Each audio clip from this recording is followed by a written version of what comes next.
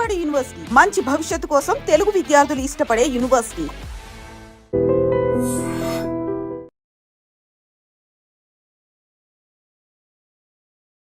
Hi, hello, నమస్తే, welcome back to dream media. ఈ రోజు మనతో ఉన్నారు విశ్వేశ్వర రెడ్డి గారు. ముఖ్యంగా యుఎస్ లో ఉన్న సిచ్యువేషన్స్ గురించి, అక్కడ అప్డేట్స్ గురించి ఒకసారి సార్ అడిగి తెలుసుకుందాం. సార్ అందరికి సుపరిచితులే, సో అక్కడ విషయాలు ఒకసారి తెలుసుకుందాం. నమస్కారం విశ్వేశ్వర రెడ్డి గారు. నమస్కారం సార్. లేటెస్ట్ అమెరికన్ అప్డేట్స్ చూసుకున్నట్లయితే ఫస్ట్ థింగ్, ఎవరైతే డిపెండబుల్ వీసా మీద అక్కడ ఉంటూ ఉంటారో, ఎవరైతే గ్రీన్ కార్డ్స్ మీద వెళ్ళి అక్కడ ఉన్న వాళ్ళు స్పౌస్ అయి ఉండొచ్చు, పేరెంట్స్ అయి ఉండొచ్చు, వాళ్ళు ఎయిర్పోర్ట్స్ లో ఉన్న టైంలో సెలవులకి ఇక్కడ నుంచి వచ్చి అక్కడికి వెళ్తున్న టైంలో అయి ఉండొచ్చు, వాళ్ళ పాస్పోర్ట్స్ చేతికి ఇచ్చేయమని అక్కడ అధికారులు చెప్తున్నట్టు కొన్ని వార్తలు వస్తున్నాయి. Is it true? ఒకవేళ నిజంగా అక్కడ ఇలా ఇమ్మని అడిగినట్లయితే ఎయిర్పోర్ట్ లో ఏం చేయాలంటారు? ఎక్కడ ఎయిర్పోర్ట్ అంటున్నారు? హైదరాబాద్ ఎయిర్పోర్ట్, అమెరికన్ ఎయిర్పోర్ట్ అంటారు? అమెరికన్ ఎయిర్పోర్ట్ లో తిరిగి వెళ్ళినప్పుడు. మళ్ళీ you can rephrase the question. So ఎవరైతే డిపెండబుల్ వీసా మీద అమెరికాలో ఉంటున్నారో, గ్రీన్ కార్డ్ హోల్డర్, వాళ్ళ స్పౌస్ అయి ఉండొచ్చు, అంటే వాళ్ళ భార్య అయి ఉండొచ్చు, అంటే వాళ్ళ పేరెంట్స్ అయి ఉండొచ్చు, వాళ్ళు ఇండియాకి సెలవుల కోసం వస్తున్నా, వేరే వర్క్ మీద వస్తున్నా సరే, వాళ్ళు అక్కడ ఫ్లైట్ ఎక్కే ముందు అక్కడ ఎయిర్పోర్ట్లోకి ఎంటర్ అయినప్పుడు వాళ్ళ పాస్పోర్ట్స్ తీసుకొని వాళ్ళని హోల్డ్లో పెట్టడం, వాళ్ళకి కొన్ని ఆంక్షలు విధించడం జరుగుతున్నాయి అని చెప్పేసి వార్తలు వస్తున్నాయి. Is it true?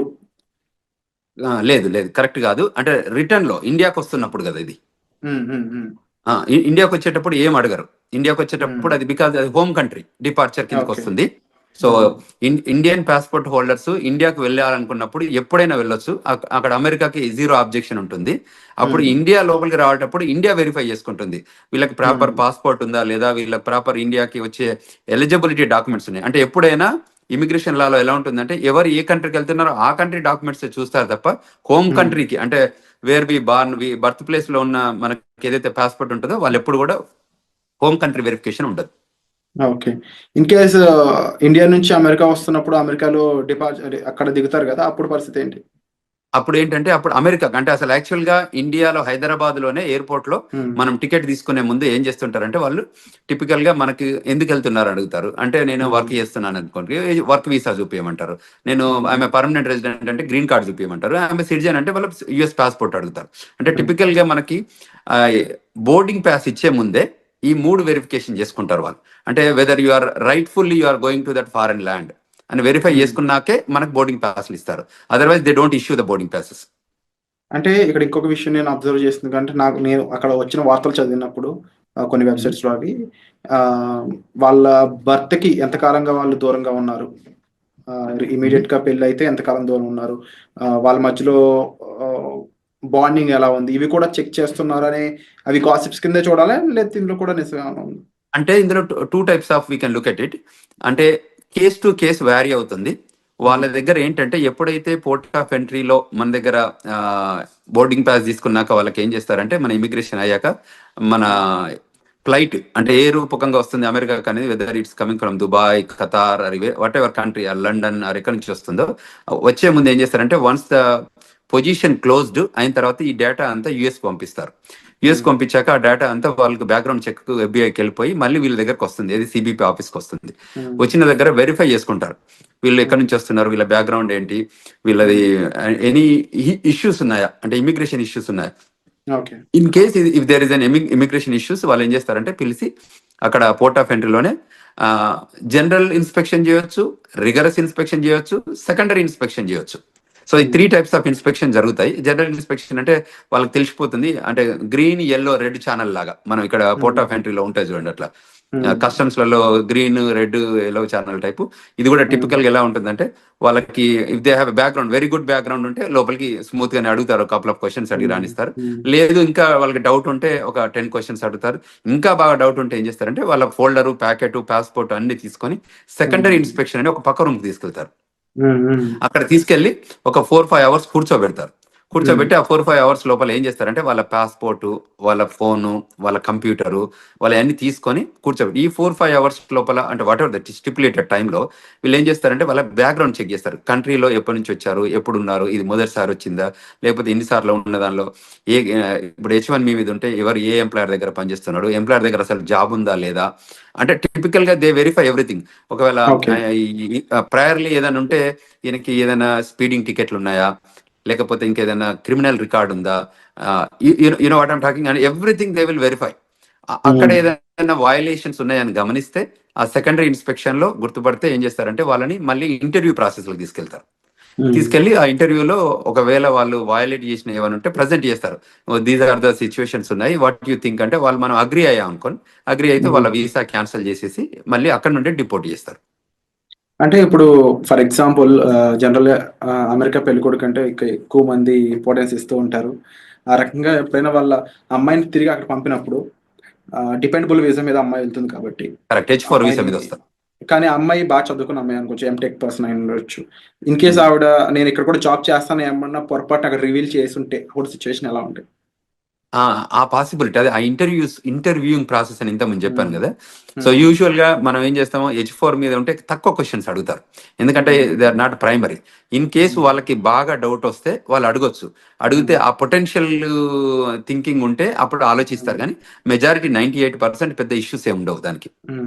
ఎందుకంటే H1 వాళ్ళని బాగా వెరిఫై చేస్తారు, గ్రిల్ చేస్తారు, make sure that they have a job or not అని వెరిఫై చేసుకుంటారు. అంటే H1 వాళ్ళు ఎలాంటి జాగ్రత్తలు తీసుకోవాలంటారు అక్కడ ఇంటర్వ్యూ కానీ అక్కడ క్వశ్చన్ చేసినప్పుడు? తప్పకుండా వాళ్ళు H1B హోల్డర్ అసలు ఫస్ట్ ఆఫ్ ఆల్ మేము ఇండియాకి వెళ్ళొద్దనే సజెషన్ చేస్తున్నాం ఈ టైంలో పర్టికులర్ గా. ఇన్ కేస్ వాళ్ళు ఇండియాకి వెళ్ళాల్సి వచ్చి ఎమర్జెన్సీ సిచ్యువేషన్ వెళ్ళాల్సి వస్తే వచ్చే ముందు మీరు ఏదైతే ఎంప్లాయర్ దగ్గర పని చేయబోతున్నారో ఆ ఎంప్లాయర్ దగ్గర నుంచి ఒక క్లయింట్ లెటర్ కానీ, మీ ఎంప్లాయ్మెంట్ లెటర్ కానీ, మోస్ట్ రీసెంట్ పే స్టెప్స్ కానీ, లాస్ట్ W2s కానివ్వండి, ఇవి మీరు ఒక ఫోల్డర్ లో పెట్టుకోండి. వాళ్ళు వచ్చి అడిగినప్పుడు మీరు ఫేర్ గా చూపించేటట్టు, అంటే పాస్ట్ 2-3 ఏళ్ల నుంచి ఆ కంపెనీతో పనిచేసి ఉంటే వాళ్ళ కంపెనీ W2s కానివ్వండి, మోస్ట్ రీసెంట్ గా మనం ఇయర్ లో పే స్టబ్స్ ఉంటాయి, ఎవ్రీ మంత్ కానీ 15 days కానీ పే స్టబ్స్ ఉంటాయి, అవి హోల్డ్ చేయడం కానీ, తర్వాత ట్యాక్స్ రిటర్న్స్ కానీ ఏవైతే ఉంటాయో అది కూడా, తర్వాత ఏదైతే క్లయింట్ లొకేషన్ లో పనిచేస్తున్నారో వాళ్ళ బ్యాడ్జ్ ఉంటుంది, ఆ కంపెనీ బ్యాడ్జ్ ఉంటుంది కదా, ఆ బ్యాడ్జింగ్ కూడా పెట్టుకొని ఉంటే జాగ్రత్తలు ఉంటే వాళ్ళు ఏ క్వశ్చన్స్ అడిగినా మనం 1 by 1 మనం ప్రజెంట్ చేయగలిగితే ఏమవుతుంది అంటే వాళ్ళకి కూడా కాన్ఫిడెన్స్ వస్తుంది. దిస్ గైజ్ వర్క్ ప్లేస్ లో ఉంది, నాకు పర్మనెంట్ ఎంప్లాయ్మెంట్ ఉంది అక్కడ, సో అంచేత మనం ఆయనని వెల్కమ్ చెప్పాలి అన్నట్టు ఉంటుంది. వాళ్ళు వెరిఫై చేసుకొని అవన్నీ వ్యాలిడిటీ ఉంటే తప్పకుండా వాళ్ళు వెల్కమ్ చెప్తారు, అండ్ విత్ గుడ్ మూమెంట్స్ తో వెల్కమ్ చెప్తారు. అండ్ సార్ ఎలాంటి సినారియోలో అయినా ఇన్ కేస్ అక్కడ ఆఫీసర్స్ అంటే ఇక్కడ పర్సన్ ని పాస్పోర్ట్ హ్యాండ్ ఓవర్ చేయమనే సిచ్యువేషన్ వస్తుందంటారా? ఎలాంటి సిచ్యువేషన్ లో రావచ్చు వస్తే? ఇప్పుడు సెకండరీ ఇన్స్పెక్షన్కి వెళ్ళినప్పుడు మనం తప్పకుండా పాస్పోర్ట్ హ్యాండ్ ఓవర్ చేయాల్సి వస్తుంది. ఓకే. సెకండరీ ఇప్పుడు మనం ఏదైతే ప్రైమరీ ఇన్స్పెక్షన్ అంటే ప్రతి దానికి వాళ్ళు పాస్పోర్ట్ తీసుకుంటారు, పాస్పోర్ట్ స్కాన్ చేస్తారు, వాళ్ళ దగ్గర కంప్యూటర్ ఉంటుంది కదా. ఇప్పుడు you're an Indian, you're coming on F1 visa, so passport తీసుకుంటారు, ఫింగర్ ప్రింటింగ్ తీసుకుంటారు, తర్వాత ఐరిష్ చెక్ చేస్తారు, పిక్చర్ తీస్తారు, ఫింగర్ ప్రింటింగ్ టోటల్ 10 fingers అంటే 2 hands పెట్టి 10 fingers చెక్ చేసుకున్న తర్వాత ఇంటర్వ్యూ క్వశ్చన్స్ ఉండి దాని తర్వాతనే పంపిస్తారు. ఈ పాస్పోర్ట్ అందులో స్కాన్ చేస్తేనే అప్పుడు వాళ్ళకి డీటెయిల్స్ అన్ని వస్తాయి కదా. So 100% they collect the passport. Only thing ఏంటంటే గ్రీన్ లాగా ఉంటే మళ్ళీ they will hand over everything, passport ఇచ్చేసి నో వెల్కమ్ టు అమెరికా అని చెప్పేసి పంపించేస్తారు. సో అది H1B ఏదంటే వాళ్ళ ఎంప్లాయ్మెంట్ ఉందా లేదా వెరిఫై చేసుకొని ఆ క్వశ్చన్స్ అడుగుతారు, ఎక్కడ పని చేస్తున్నారు, ఏంటి, ఏ జాబ్ చేస్తున్నారు, ప్రోగ్రామ్ అనలిస్టా ఏంటి అంటే డేటా అనలిస్టా, దోస్ కైండ్ ఆఫ్ క్వశ్చన్స్ అన్నట్టు. సో క్లయింట్ లొకేషన్ లో జాబ్ ఉందా వెరిఫై చేసుకొని, మీ ఎంప్లాయర్ తో టచ్ లో ఉన్నావా, అంటే దీస్ ఆర్ ద కొన్ని కామన్ మినిమం క్వశ్చన్స్ ఉంటాయి కదా. ఆ మినిమం క్వశ్చన్స్ అడిగాక మళ్ళీ దే హ్యాండ్ ఓవర్, లోపలికి వెళ్ళాక ఫస్ట్ పాస్పోర్ట్ తీసుకొని క్వశ్చన్స్ అడిగాక మళ్ళీ పాస్పోర్ట్ హ్యాండ్ ఓవర్ చేస్తారు. సో పాస్పోర్ట్ తీసుకోవడం అనేది ఒక common practice. Only American citizens అయి ఉండి వాళ్ళకి గ్లోబల్ ఎంట్రీ ఉంటే తప్ప వీళ్ళని యూజువల్ గా గ్లోబల్ ఎంట్రీ ఉన్న వాళ్ళకి ఎలా ఉంటుందంటే వాళ్ళకి ఐరిష్ తో టెస్ట్ చేస్తారు, వాళ్ళకి ఇండిపెండెంట్ గా వాళ్ళే స్కాన్ చేసుకోవచ్చు, వాళ్ళే పిక్చర్ దిగొచ్చు. ఇప్పుడు యాప్ కూడా వచ్చింది, గ్లోబల్ ఎంట్రీ యాప్. సో అందులోనే వాళ్ళు ఫోటోలు తీసుకొని సబ్మిట్ చేస్తారు, ఆఫీసర్ సిబిపి ఆఫీసర్ వెరిఫై చేసుకొని ఎవ్రీథింగ్ గుడ్ ఉందంటే వాళ్ళ ఈవెన్ పాస్పోర్ట్ కూడా అడగరు, యూ కెన్ గో అని చెప్పేస్తారు. ఎందుకంటే వాళ్ళకి బ్యాక్గ్రౌండ్ చెక్లు, వ్యాలిడేషన్ అంతా జరుగుతుంది కాబట్టి. అండ్ అలాగే ఇంకా లేటెస్ట్ అప్డేట్ ఇంకోటి చూసుకున్నట్లయితే సెంట్రల్ యూనివర్సిటీ ఆఫ్ మిచిగన్ లో ఒక చైనీస్ స్టూడెంట్ తను సోషల్ మీడియాలో కొంచెం యాక్టివ్ ఉండడం, అది కూడా అమెరికాకి ఆపోజిట్ గా తను చేసిన రెస్పాన్స్ అనేది తను డిపార్ట్ చేసే విధంగా మారింది. ఇప్పుడు జస్ట్ 6 months స్టడీ లెఫ్ట్ ఉందంట తనకి. 2016లో తను వెళ్ళాడంట స్టడీస్ కోసం. అలాంటి సిచ్యువేషన్స్ లో ముఖ్యంగా సోషల్ మీడియాలో మనం అంటే రియాక్ట్ అయ్యే విధానం కానీ, ఆఖరికి ఒక పోస్ట్ యుఎస్ కి ఆపోజిట్ గా ఉండే ఒక పోస్ట్ ని మనం లైక్ చేసినా కూడా అది మన మీద కాస్త తీవ్ర ప్రభావం చూపిస్తుందని చెప్పేసి వస్తున్నాయి వార్తలు. ఈ పరంగా ఇండియన్ స్టూడెంట్స్ ఎవరైనా ఎఫెక్ట్ అయ్యే ఛాన్స్ ఉందా? అసలు అక్కడ స్టూడెంట్స్ ఎలాంటి జాగ్రత్తలు తీసుకోవాలంటారు? Correct, very good question Virat. Typical ఏంటంటే మనకు ఇక్కడ కంట్రీలో మనం non immigrant aliens, we're here for a short term, అంటే టర్మ్ బేస్డ్ వస్తున్నాం మనం ఈ కంట్రీలోకి. అది F1 అయితే 2 to 5 years, H1 అయితే 3 to 6 years, and permanent residence అయితే you have a residency requirement ఉంది కాబట్టి అది ఫాలో అయితే ఇస్తారు.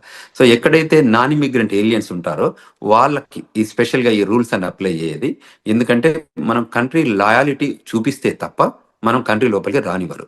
సో కంట్రీకి అగనెస్ట్గా చేసే యాక్టివిటీస్ ఏదైనా సోషల్ మీడియా రూపకంగా కానీ వాళ్ళకి ఎక్కడైనా అబ్జర్వ్ చేసి ఉంటే వాళ్ళు వెరిఫై చేసుకుంటారు.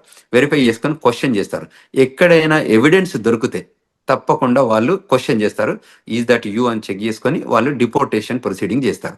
ఇప్పుడు ఈ ట్రంప్ అడ్మినిస్ట్రేషన్ సెకండ్ టర్మ్ వచ్చాక ఏంటంటే చాలా ఎగ్జిక్యూటివ్ ఆర్డర్స్ తీసుకున్నారు. అందులో some of the executive orders వాళ్ళకి అవుట్ రైట్ సిబిపి ఆఫీసర్కి అథారిటీ ఇస్తుంది డిపోర్టేషన్ చేయడానికి. సో అందులో ఏ సిచ్యువేషన్ ఎరైజ్ అయినా, ఏ రకమైన ఇష్యూస్ వచ్చినా, ఏ రకమైన లాయాలిటీ ఇన్ స్టేక్లో ఉన్నా, అంటే ఆ లాయాలిటీ ప్రూవ్ చేయలేకపోయినా వాళ్ళకి every right to send them back, period. There is no second to it. అంటే ఇప్పుడు స్టూడెంట్స్ అనేవాళ్ళు already campus outside jobs చేయకూడదని కొన్ని రూల్స్ ఉన్నాయి. సో ఇప్పుడున్న టైంలో స్టూడెంట్స్ అనేవాళ్ళు ముఖ్యంగా తీసుకోవాల్సిన టాప్ 3 జాగ్రత్తలు అంటే ఏం చెప్తారు? అంటే టిపికల్గా వీళ్ళు ఏం చేయొచ్చు అంటే ఏదైతే స్టూడెంట్గా మనం ఫోకస్గా ఏదైతే ఎడ్యుకేషన్ కోసం మనం వచ్చామో దాని మీదనే స్ట్రిక్ట్ ఉండి ఆ లైన్లోనే మనం పనిచేసుకోగలిగితే ఏ ఇష్యూ లేదండి. విత్ ఇన్ ద 2 years లోపల ఎడ్యుకేషన్ కంప్లీట్ చేసి 3 years ఓపీటీసీ అంటే regular OPT and stem OPT తీసుకొని పనిచేసుకోగలిగితే దెర్ ఇస్ నో ఇష్యూ. ఎప్పుడైతే మనం ఇమిగ్రేషన్ నేషనాలిటీ యాక్ట్ వయలేషన్స్ ఏదైనా చేస్తే ఆ వయలేషన్స్ ఐడెంటిఫై అయితే తప్ప వాళ్ళు వెల్కమ్ చెప్తారు. ఇట్ ఈస్ అ కంటిన్యూస్గా కంట్రీ నీడెడ్ స్టూడెంట్స్. అందువల్ల ఎప్పుడు కూడా వాళ్ళని అంటే డిపోర్ట్ చేయడం అనేది ప్రైమరీ ఏం పెట్టుకోరు. టిపికల్గా ఏంటంటే వాళ్ళు రావాలి, కష్టపడి చదువుకోవాలి, కంట్రీకి వాళ్ళ కాంట్రిబ్యూషన్ కావాలనే కోరుకుంటుంది అమెరికా. సో అందులో ఎమినెన్సీ ఎఫెక్టివ్గా స్కిల్ ఉన్న వాళ్ళందరినీ కూడా కంట్రీ ఎప్పుడు లూజ్ చేసుకోదు. ఎప్పుడైనా స్కిల్ లేబర్ కానివ్వండి, స్కిల్ నాలెడ్జ్ ఉన్న వాళ్ళు కానివ్వండి, ఎడ్యుకేషన్లో కానీ ఎంప్లాయ్మెంట్ కానీ ఎక్స్ట్రాడినరీ ఎబిలిటీ మనం పెర్ఫామ్ చేస్తే అమెరికా ఎప్పుడు కూడా వెళ్ళగొట్టదు. ఎప్పుడు వెళ్ళగొడుతుంది? Any backgrounds, negative background, criminal background, financial background issues ఉన్నప్పుడు, అటువంటి ఇష్యూస్ వాళ్ళు అబ్జర్వ్ చేసినప్పుడు వాళ్ళు క్లియర్గా చెప్తారు, you are violating this so and so sections 1, 2, 3, so based on this sections you are deportable case అని చెప్పి డిపోర్ట్ చేస్తున్నారు. సో అందువల్ల మన వాళ్ళకి ఏం చెప్తానంటే ఇది స్టూడెంట్స్ కానీ అదేవిధంగా స్టూడెంట్ పేరెంట్స్ కూడా గైడ్ చేస్తున్నాం. ఎందుకంటే ఇప్పుడున్న కరెంట్ జనరేషన్లో, కరెంట్ సిచ్యువేషన్లో, జనరేషన్ మీన్స్ ఏంటంటే ఇది డిజిటల్ ఏజ్ జనరేషన్. అంతకుముందు ఏంది first generation, second generation type, ఇప్పుడు డిజిటల్ ఏజ్ జనరేషన్ వచ్చింది. సో మీరు ఏది చేసినా అక్కడ ట్రాక్ అవుతుంది. సో మనం అందులో తప్పించుకోవడానికి ఛాన్స్ లేదు. కాబట్టి మనం ముందే జాగ్రత్త పడి మిస్టేక్స్ చేయకుండా ప్రాపర్ గైడెన్స్ తీసుకొని, ఇప్పుడు మాలాగా సీనియర్స్ ఉన్న వాళ్ళు కాకుండా ఇక్కడ ఏదైనా ఇమిగ్రేషన్ లా ఫార్మ్స్ ఉన్నా కూడా రైట్ఫుల్ గైడెన్స్ తీసుకొని వాళ్ళు చేసే ప్రతి యాక్షన్లో కూడా బిఫోర్ దే యాక్ట్ ఈ గైడెన్స్ తీసుకొని ముందుకు వెళ్ళగలిగితే that is the best option to do. ఇంకేదన్నా వాళ్ళకి గైడెన్స్ కావాలన్నా ఈ రూపకంగా మన వీడియోస్ చూడడం రూపకంగా ఐ డ్రీమ్స్లో ఈ రకరకాల వీడియోస్ మనం ప్రొడ్యూస్ చేస్తున్నాం కదా, వాటిలలో చూసి వెరిఫికేషన్ చేసుకొని ఇంకేదైనా క్వశ్చన్స్ ఉంటే they can approach us. We're here to help them students, we're here to help them skilled labour H1B వాళ్ళు కానీ, ఈవెన్ గ్రీన్ కార్డ్ హోల్డర్స్ కానీ సెవరల్ కన్ఫ్యూజన్స్ వస్తున్నాయి. ఎందుకంటే ఎవ్రీడే ఒక ఎగ్జిక్యూటివ్ ఆర్డర్ లాగా ఇమిగ్రేషన్ లా వస్తున్నాయి కాబట్టి వాళ్ళకి ఆ గైడెన్స్ కావాలి. సో ఆ గైడెన్స్ తీసుకొని వాళ్ళు యాక్టివ్ చేయగలిగితే వాళ్ళు సేఫర్ హ్యాండ్స్లో ఉంటారు అనేది మనం ఇక్కడ తీసుకోవాల్సిన జాగ్రత్తలు తీసుకోవాలి. అలాగే విశ్వేశ్వర్ గారు, ముఖ్యంగా H1B వీసాకు సంబంధించి చాలా చేంజెస్ రాబోతున్నాయి. ఎలిజిబిలిటీ క్రైటీరియాలో కూడా చేంజెస్ రాబోతున్నాయని తెలుస్తూ ఉంది. ఇన్కేస్ చేంజెస్ అనేవి చేసినట్లయితే ఎలాంటి విషయాల్లో చేంజెస్ చేసే అవకాశం అనేది ఉంటుందంటారు? అంటే there are number of things. America ఏం చేస్తుందంటే every time they will revive and define new things. అంటే ప్రయర్గా జరుగుతున్న ఇష్యూస్ కానీ అడ్రస్ చేసుకుంటూ వాళ్ళకి ఎవ్రీ మంత్ ఒక మీటింగ్ జరుపుకుంటారు. ఆ మంత్ మీటింగ్లో అనాలిసిస్ చేస్తారు, ఏదైనా ఇష్యూస్ ఉన్నాయా, కన్సర్న్స్ ఉన్నాయా, ఏమన్నా మన కంట్రీ ఇంపాక్ట్ ఏదైనా అవుతుందా, దీనివల్ల బెనిఫిట్ అవుందా ఈ ప్రోగ్రామ్ని ఏమైనా చేంజ్ చేయాలా. అంటే ఇది డిపార్ట్మెంట్ ఆఫ్ లేబర్ ప్రోగ్రామే కానివ్వండి, ఇది డిపార్ట్మెంట్ ఆఫ్ స్టేట్ ప్రోగ్రామ్ కానివ్వండి, ఇది USCIS ప్రోగ్రామ్ కానీ, ఏ ప్రోగ్రామ్స్ అయినా కూడా వాళ్ళు డిఫైన్ చేసుకుంటారు. అది ఎడ్యుకేషన్, డిపార్ట్మెంట్ ఆఫ్ ఎడ్యుకేషన్ అంటే గవర్నమెంట్లో ఏ ప్రోగ్రామ్ ఉన్నా కూడా ఆ ప్రోగ్రామ్ మీద అనాలిసిస్ చేసుకుంటారు. ఇది కంట్రీ ఇంట్రెస్ట్లో పనిచేస్తుందా, కంట్రీకి ఏమైనా బెనిఫిట్ అవుతుందా, how we can redefine and the best process and best possible opportunity to grow this country అని చూస్తారు. అందులో ఏమైనా మనకి కన్సర్న్స్ ఉన్నాయనుకుంటే వాటిని కరెక్ట్ చేస్తారు. ఆ కన్సర్న్ కరెక్ట్ చేసే ప్రాసెస్లోనే వాళ్ళు ఈ చేంజెస్ తీసుకొస్తారు. అందులో ఇప్పుడు ఎంప్లాయ్మెంట్ ఇష్యూస్ ఉన్నాయనుకోండి, ఆ ఎంప్లాయ్మెంట్ దానిలో చేంజ్ చేస్తారు, ఓపీటీలో చేంజ్ చేస్తారు. ఒకప్పుడు వాళ్ళకి లేని ఓపీటీ క్రియేట్ చేశారు, ఓపీటీ తర్వాత 36 months ఇచ్చారు. సో అమెరికా ఇప్పుడు ఏంటంటే వాళ్ళకి స్కిల్డ్ లేబర్ కావాలి. అంటే నాలెడ్జబుల్ పీపుల్ కావాలి, who can make and break the greatest technology evolution లో చేయగలిగే పీపుల్ ఉంటే వాళ్ళని తీసుకొని ముందుకు ప్రొడ్యూస్ చేసుకొని ఆ కంట్రీ బెనిఫిట్ లో పనిచేపించుకుంటారు. కాబట్టి ఆ లైన్ లో ఉన్న వాళ్ళకి ఏ మాత్రం ఇష్యూ లేదు, ఆ లైన్ లో పనిచేసేటట్టు మన వాళ్ళు ఉండాలి. అండ్ యూజువల్ గా ఇండియన్ పీపుల్ టెండెన్సీ ఏంటంటే they are gem of the gems in education, STEM, science and technology, engineering, mathematics లో మనంత గొప్పగా ప్రపంచంలో ఎక్కడ ఉండరు. సో ఆ స్కిల్ని మనం ప్రాపర్గా ఎగ్జిబిట్ చేయగలిగితే, ఆఫీసర్ ముందు కానివ్వండి, ఇంటర్వ్యూవర్ ముందు కానివ్వండి, గవర్నమెంట్ ముందు కానీ చేయగలిగితే మనకు ఇట్స్ రెడ్ కార్పెట్ వెల్కమ్ ఉంటుంది. అది గుర్తించితే మనం తప్పకుండా ముందుకు ఎదగడానికి ఆస్కారం ఉంటుంది. Wonderful sir. And episode close చేసే ముందు ఒక మాట స్టూడెంట్స్ కానీ లేకపోతే అక్కడ ఎంప్లాయీస్ కానీ డిపెండబుల్ వీసా మీద ఉన్న వాళ్ళకి ఓవరాల్గా వీరందరికీ మీరు చెప్పే మాట ఏంటి? ఏదైనా ఇప్పుడున్న కొత్త ట్రెండ్స్ మనకి ఎవ్రీ టైం జరుగుతున్నాయి కాబట్టి ఏంటంటే న్యూ ఎగ్జిక్యూటివ్ ఆర్డర్స్ వస్తున్నాయి కాబట్టి, ఇప్పటికే వచ్చినాయి కాకుండా ఫ్యూచర్ కూడా రాబోతున్నాయి కాబట్టి, సో మీరు వెల్ ఇన్ఫార్మ్డ్గా ఉండాలి, అందరితో కనెక్ట్ ఉండాలి. సో మనకు తెలిసిందే కరెక్ట్ అని అనుకోవద్దు. సో తప్పకుండా you take good guidance from non profit organisations కానీ మమ్మల్ని అప్రోచ్ అయితే మేము వీఆర్ దేర్, మేము చెప్తున్నాం. గ్లోబల్ తెలంగాణ ద్వారా కూడా వాళ్ళకి ఈమెయిల్ రూపకంగా కానీ ఫోన్ రూపకంగా కానీ మేము ఫోన్ నెంబర్స్ కూడా ఇచ్చాము. సో అమెరికాలో ఉన్నాం కాబట్టి అదేవిధంగా మనకి ఏదైనా law firm, immigration law firm guidance కానివ్వండి, సజెషన్స్ కానివ్వండి తీసుకోవాలి. ఇవాళ మేము yesterday organised global Telangana association ద్వారా ఒక సెమినార్ ఆర్గనైజ్ చేశాము, వెబినార్ ఆర్గనైజ్ చేశాము. బ్రహ్మాండంగా ఒక 1000 మంది జాయిన్ అయ్యారు. 1000 మంది స్టూడెంట్స్ రూపకంగా ఇమిగ్రేషన్ రిక్వైర్మెంట్ ఏమున్నా కూడా ఇప్పుడు కరెంట్ లో జరుగుతున్న ఇమిగ్రేషన్ ట్రెండ్స్ పైన ఏవేవైతే ఇష్యూస్ ఉన్నాయో వాటిపైన మేము ఆర్గనైజ్డ్ విత్ సీనియర్ ఇమిగ్రేషన్ అటార్నీతోని కాన్ఫరెన్స్ కాల్ ఆర్గనైజ్ చేస్తే there are number of peoples join అయ్యారు. వాళ్ళ క్వశ్చన్స్ ఒక 2.5 గంటల కాన్ఫరెన్స్ కాల్ జరిగింది. అంటే అంతసేపు క్వశ్చన్స్ అడిగారు వాళ్ళంతా. So it is very informable. అట్లా ముందుకు వచ్చి తెలుసుకోగలిగితే that is the greatest thing. So మేము అదే చెప్తున్నాం. అది F1 కానివ్వండి, H1 కానివ్వండి, గ్రీన్ కార్డ్ హోల్డర్స్ కానివ్వండి, ఈవెన్ సిటిజన్స్ కానివ్వండి, ఈ కంట్రీ రిక్వైర్మెంట్స్ ఏమున్నాయి, ఇప్పుడు సిటిజన్షిప్ అయినా కూడా గ్రీన్ కార్డ్ అయినా కూడా మనం ఈ AR11 అప్డేట్ చేస్తున్నామా, మనం F1 H1 వాళ్ళు కూడా AR11 అంటే స్టేటస్ మనకి అడ్రస్ అప్డేట్ చేస్తున్నామా, లేకపోతే రిజిస్ట్రేషన్ రిక్వైర్మెంట్స్ అప్డేట్ చేస్తున్నామా. మనం ఈ కంట్రీలోకి వచ్చాం కాబట్టి మనం ఈ కంట్రీ నామ్స్ అంటే లా ఆఫ్ ద ల్యాండ్ ఎలా ఇమిగ్రేషన్స్ ఉన్నాయో, ఇమిగ్రేషన్ నేషనల్ యాక్ట్ రూల్స్ ఏది ఉన్నాయో మనకు తెలిస్తే ఫాలో అవుదాం, తెలియకపోతే తెలుసుకొని ఫాలో అవుదాం. Bottom line we need to follow the rules. So if you follow the rules there is no issue. This country is the best country to live and this the best country to welcoming. And the country people కూడా చాలా బాగుంటారు. మనం కూడా grow కావడానికి opportunity ఉంటుంది. మన పిల్లలకు కూడా చాలా కంఫర్టబుల్గా సెటిల్ అవుతారు.